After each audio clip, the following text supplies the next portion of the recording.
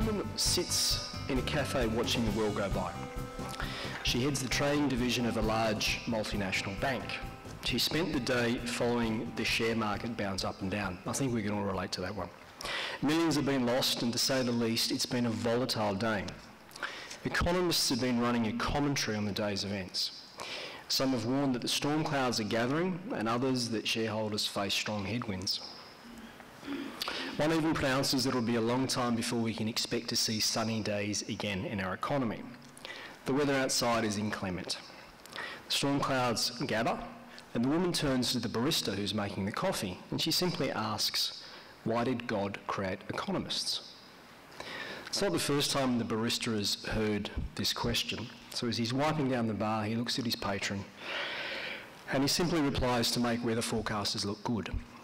Now that, of course, is a little unfair to weather forecasters, but it does convey what is cultural and an interhistorical phenomenon, that is the use by people of weather as a metaphor for good and bad things. It's not uncommon to hear people talk about the weather and the economy in the same breath. And certainly, I think we all use meteorological metaphors to convey not only how economies are performing, but also how we feel in our day-to-day lives. They're perhaps most colourful during times of economic crisis instability, and there's a little anecdote which, in researching this speech, I came across, which I think sums everything up for me. The Bank of England's chief economist, Andy Haldane, was recently interviewed by the BBC, and he was talking about the failure of economists to predict the 2007-2008 financial crisis. He called it a carnage, and he drew reference to a weather forecaster, a guy called Michael Fish. You can download this tube on YouTube, it's quite interesting to watch. He essentially, on the eve of what the Brits have called the Great Storm, got it horribly wrong.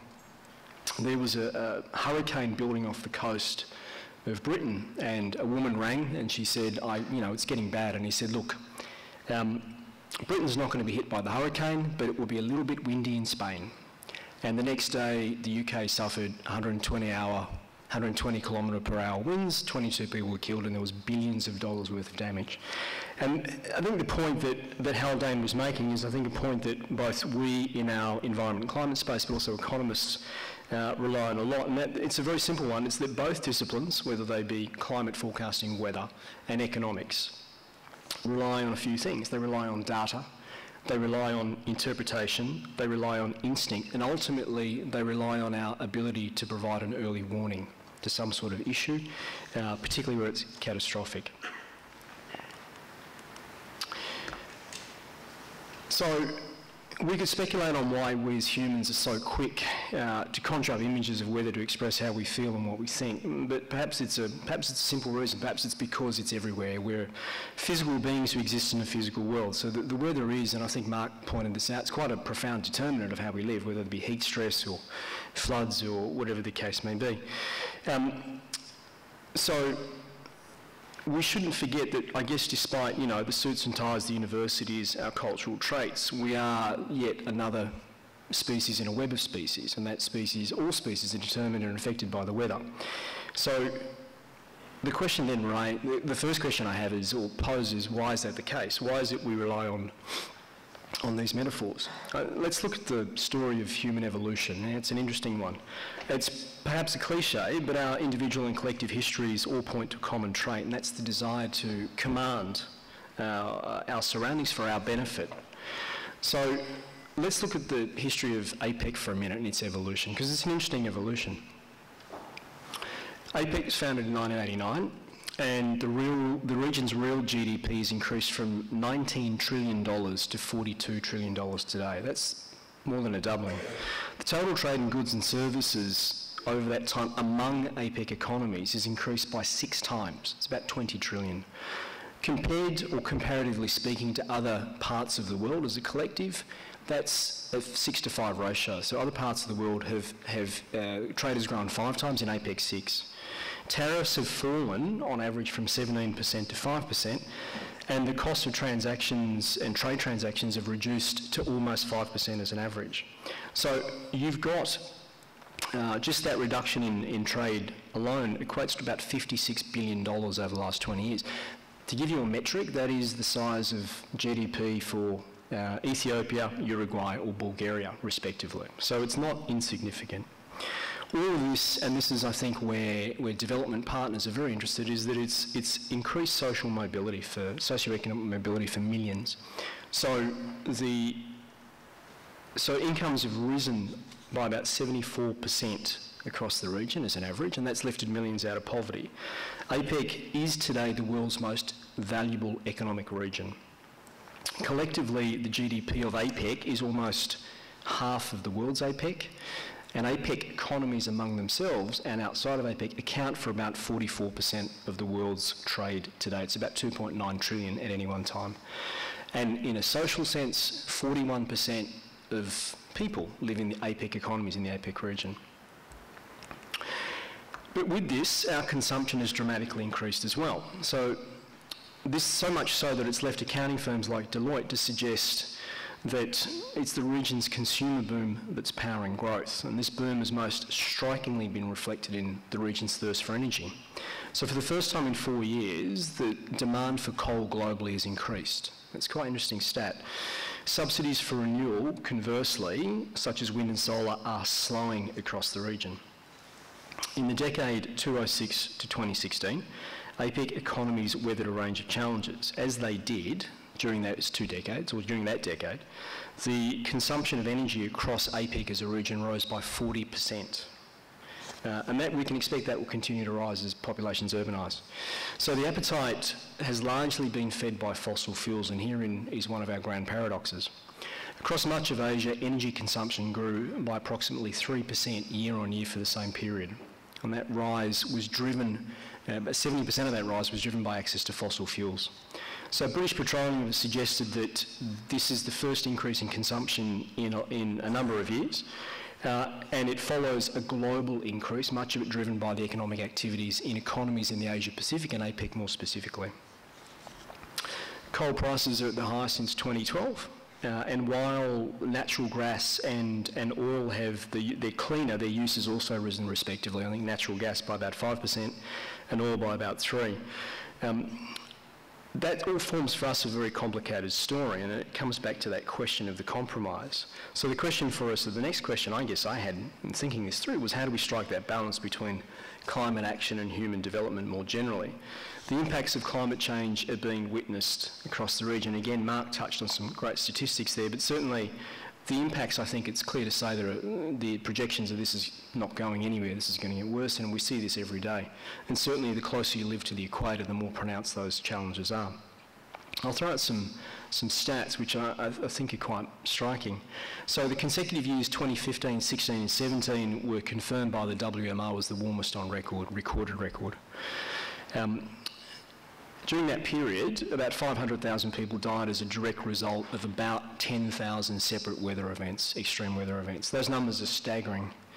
As an economic metric, in the 2 decades from 1997 to 2016, that cost the global economy just over $3 trillion. 90% of that damage was caused by natural disasters that were a result of more erratic weather patterns, floods, storms, droughts.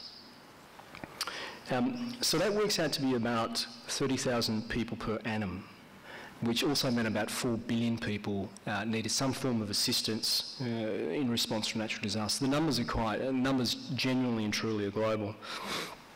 APEC's particularly, the economies of APEC are particularly vulnerable. The 10 countries most affected during that period by extreme weather events, 3 were APEC member countries, Vietnam, Thailand and the Philippines.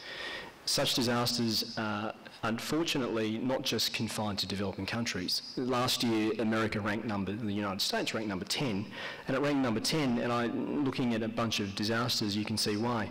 There was devastating floods and floodwaters in North and South Carolina, extreme flooding in Louisiana, an intense heat wave and wildfires in the southwest of the country, and you had Hurricane Matthew in 2016.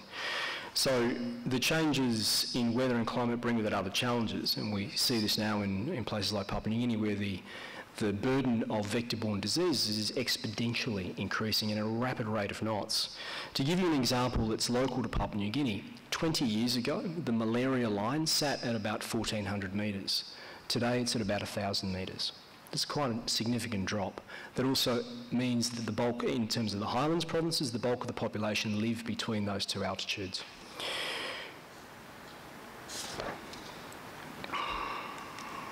Okay, this is certainly something that organisations like the UN, and I'd be remiss not to talk about some of the work that we do because we're very focused on this as a challenge. In the last 2 decades, the UN's work and the work of development partners have actually supported 21 million people, or thereabouts, with improved access to reliable climate information and climate systems. And I think this resonates quite importantly with Mark's presentation, which is clearly we know. We have the data, we know. The question is how do we make that data practical and usable, not just in a policy sense, but to people's everyday lives.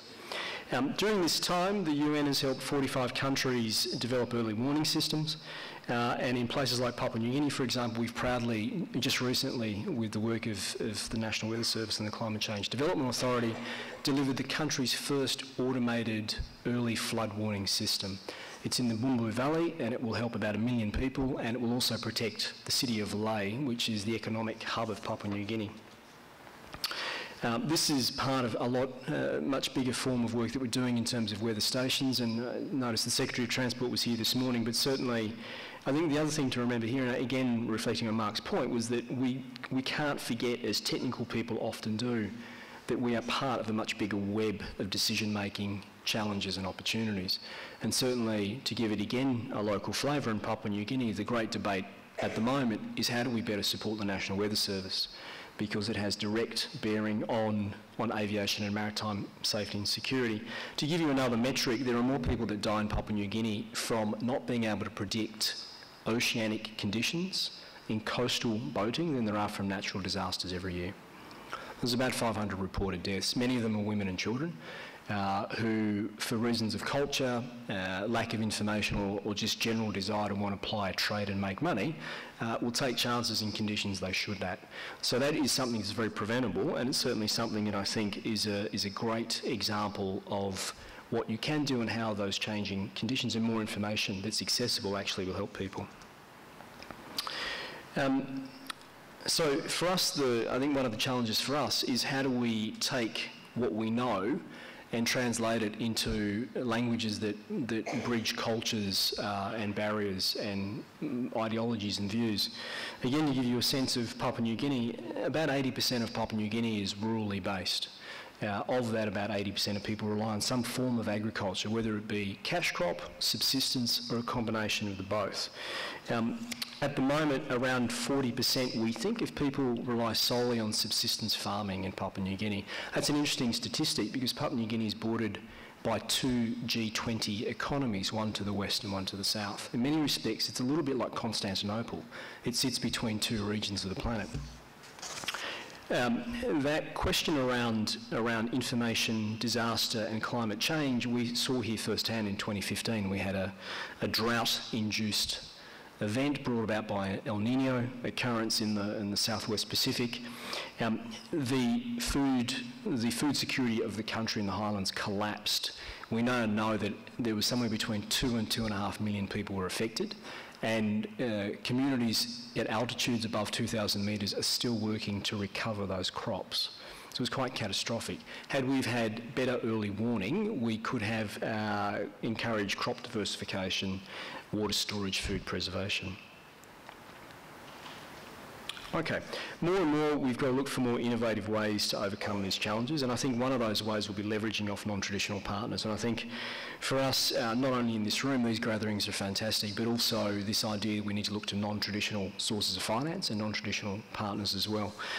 Clearly, the private sector is an important partner for the UN, it's an important partner for government, it's an important partner for communities more generally, and certainly, you know, we shouldn't forget that the private sector will either lead or respond to market changes, and part of this is how do we translate this into more accessible information. One of the things that we're very focused on in the world is around supporting countries access better climate finance. In the last 20 years, we've managed to raise nearly $3 billion for member states. And central, so I guess, to our view, and this is a point that's often lost, is that the impacts of erratic weather and climate are going to affect different people in different ways and different different demographic groups. What we do know, what the data does tell us, is that in developing countries and emerging economies, the most exposed groups to this day are women, children and the elderly. So a lot of the work that we are doing is an effort to try and accommodate some of those variances as well. So I guess the next question is, why does it continue to be such a challenge to strike that balance? Clearly, action to support improved socio-economic livelihoods and climate action are not easy. If they were, we'd have cracked this one a while ago.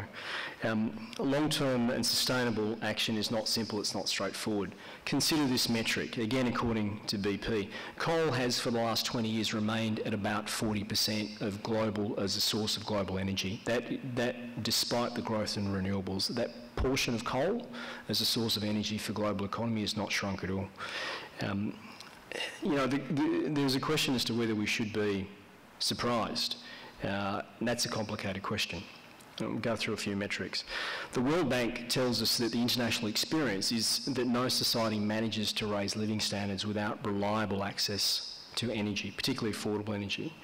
The problem we have is that fossil fuel technologies are readily available and they still are the bedrock of the global economy. So stripping the use of fossil fuel technology out of the global economy is a daunting challenge and will be for decades to come. Steel, cement, farming, transport, many forms of economic activity rely on some sort of energy source that emits carbon. Reflect on this for a moment, and this is, I was a little bit bowled over when I came across this little metric. So China today can boast over 1 million sales of electric vehicles, but China draws 2/3 of its energy from a grid. Well, sorry, the Chinese grid is 2/3 of it is powered by coal. So that means there are models of very fuel-efficient car that will produce more carbon emissions than electric cars in China today. That's quite a statement and quite a statistic to have to grapple with, and certainly something that countries in the OECD are grappling with. What we do know is the impacts of climate change are dramatically becoming more devastating as the years roll on, and across APEC economies. And APEC is particularly interesting for two reasons. It's a mix of developed and developing countries, and it's a mix of countries that border the equator. And those closest to the equator, and Mark, I think you had a great map there that showed that, they are the ones most exposed, both not only in terms of food security, but infrastructure and biodiversity, conservation, and these are all rolled in together. It's interesting to think that, I mean, in a room of people like us today who are relatively like-minded, or at least I'd like to think so, it's easy to forget that we have been grappling with this for a while, and certainly, you know, it would be unfair to suggest that governments haven't tried to grapple with this. The Paris Agreement is the latest iteration of decades of work, and certainly it itself, Article 7 of the agreement, when I read it the other day, it was very clear. It calls for better weather information and better climate prediction. In terms of the global architecture, again, if I reflect on the international community, the idea of Agenda 2030 or the Sustainable Development Goals, if you read all 17, if you look at them, very much driven about responding to the effects of climate change in many ways. So governments are continuing to address this. Whole swathes of civil society are dedicated to combating it, and we're still seeing a lot of donor resources being mobilised to support action against it. So despite the intellectual capitalisation of climate change, we're yet to see it become a first principle among decision makers in the way that economics does. Right? So the question is, what are we missing? We clearly, the weight of scientific evidence tells us that we have a problem. It tells us that we need to act. IPCC, NASA, even Bloomberg are telling us that the vast majority of scientists agree that it's anthropogenic, it's human-induced, and there are things that we can do to mitigate, adapt, but also get ready for it. So the question I guess I have is, why is it so difficult to achieve? So why is it we can't change our consumption? Why is it we can't change the way we do business? Why can't we strike that balance? So there's an interesting point about the way people perceive things. And I guess I've got a little bit of stuff I can add to Mark's presentation on that. There's enough credible statistical data to suggest that many people around the world are concerned with climate change. To think that people aren't concerned would not be quite telling us the truth. So despite the variability over time, Cardiff University undertook quite a comprehensive study about the perceptions of climate change as a threat. And what they found was interesting was that while people in developing countries saw a higher proportion saw it as a threat than their OECD counterparts, generally the numbers as a threat when polled in the serious space hovered between 50 to 70% of those sample sizes. And that was a decade of samples. It was quite credible. As an average, they could walk away and say, look, we think about 42%, it's a very precise number, about 42% of people in the world think climate's a real threat. But the anomalies start here, and this is what interests me in particular because I'm in the business of shaping the human story. The Huffington Post conducted a similar study in 2017, and they posed a very simple question. They posed two, actually. The first question was a little bit like this: what's the most important problem facing your country today? And what they found that more often than not, when the question was posed that way, environmental concerns ranked last almost every time. In fact, they ranked behind jobs, healthcare, education, security, infrastructure, terrorism and kids, and terrorism and kids seem to go hand in hand in these studies. I'm not sure why. Maybe some of the parents can tell us. Housing and transportation. I have two, I can speak with authority, they're both terrorists. But then they went back to the same sample size and they tweaked the question. So essentially they started asking, or they rather chose to ask, without constraints of nation, time or moment, what's the most important problem facing the world in the future if nothing is done to address it? So that was the question they posed. Interestingly, environmental considerations and global warmings consistently topped those sample sizes. So when the question and the threat became accessible, perception changed quite dramatically. And again, that outranked things like jobs, economy, interestingly, crime, terrorism and children. So how do we tell a better story? So we can clearly explain what's causing it. In fact, I reckon there's probably no one here that couldn't speak with some authority and confidence on what was causing climate change and what it meant for people around the world. Like the economy, the concept of weather and by extension climate's big. It's everywhere. And you don't escape that one, and you can't ignore it. We can clearly explain why there's a disruption. We'll clearly explain why the disruptions will continue.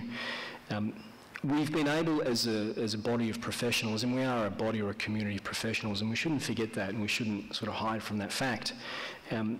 We've been able to socialise certain concepts into the collective human vocabulary, so we've not been completely unsuccessful.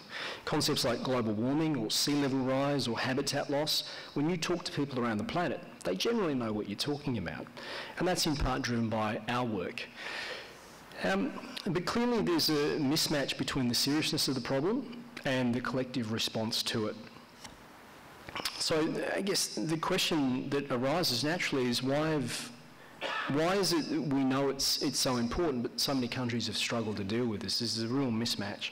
Why have we struggled to move beyond yesterday's technologies? Why have we struggled to invest more in climate-proofing infrastructure or protecting more vulnerable groups or looking at food security? Clearly we've got a spatial problem. More to the point, the dimensions are really big. And again, Mark, I should have just borrowed your presentation. It had all my stats, it was fantastic. But put simply, the causes and the consequences stretch far beyond the boundaries of what individuals and nation states can easily grasp. This is it's a big problem. We do talk about centuries. We talk about the turn of the century as opposed to next year. Matters are complicated because the concept of climate change is evolving and there is still debate as to how bad some of its impacts will be and what they will look like. So it makes it very hard to rally around climate change. It's very difficult to identify neatly or succinctly. So unlike mobilising people around pollution or waste or the protection of forests or small furry animals, climate is a difficult one to get attention on. It's a different one to mobilise resources around unless it's quantified. So clearly we all recognise that it's a big problem, and certainly we're not different from our governments in doing that. But I guess there is a question as to why we've not been able to ignite a passion among, in particular, decision makers in the same way that economists have been able to focus the attention of decision makers. My theory is, unlike economists, we still continue to struggle to create an individual connection to the subject matter. We're still struggling with the human aspect. So the question is, you know, are we telling the story in the best way? Is our narrative right? Is it accessible? Do people understand what we're saying? It's interesting, often what you say is not often the way it's perceived or the way you want it to be perceived. So we struggle to quantify how long we have before it affects us in the same way that an interest rate's rise on your mortgage will, or how using more energy will cost you more, or how a dip in the stock market will affect a person's pension. Unfortunately, facts don't always work by themselves, and there's been some great research out of the cognitive science fields that tell us facts are most effective when they're embedded in very simple narratives and very simple stories, particularly about the human condition. For example, being able to not only tell people on an atoll that the sea is rising, not only tell them that saltwater intrusion will ruin their crops, but also tell them how long they've got left before they've got to act. So many of us will recognise the effects, you know, rising temperatures and melting glaciers, etc. But the research is very clear, and it tells us that there is not always a spontaneous connection between your everyday life and a change in temperature or a melting glacier or a sea level rise. So I guess the problem that we then face is how is it we affect or influence policy settings? How do we influence the day-to-day choices of individuals, companies, firms, families, people? Because a lot of the causes, fossil fuel related, and a lot of the consequences around ocean acidification, for example, they're not accessible. They're almost invisible to your everyday life. It's a distant problem. Clearly, you know, we've got to move beyond just capturing the data. We've got to improve interpretation, presentation, and the communication of information, because we're not enabling decisions at this point in time. And this becomes very important in helping policymakers with their deliberations. It also becomes very important with communities and preparedness and investment choices. Failing to do it will have a direct impact not only on economies, but most importantly the people that make up the economies. And we shouldn't ever forget the human story when we talk about climate change, because we are talking about people's lives. This is particularly so for emerging economies in the region. It's interesting to reflect in our line of work. The thing that becomes very apparent is that often the things that are driving poverty or making poverty so difficult to overcome in developing economies, developing countries, are intertwined with the impacts of climate change or the effects of climate change. And you can't get away from that nexus. It's very difficult in the developing world. So clearly we need to get better at telling the human story. A couple of reflections just in closing off. What becomes apparent when you think about economics and the weather is they're kind of the bookends of your life. People are always talking about the weather, or they're always talking about the economy, certainly in Australia, and I suspect in many parts of the world. They're both omnipresent. You can't separate your life or your day-to-day life or your long-term life from any of them. There's no denying that the two today and going forward inhabit the same space in our decision-making, whether it be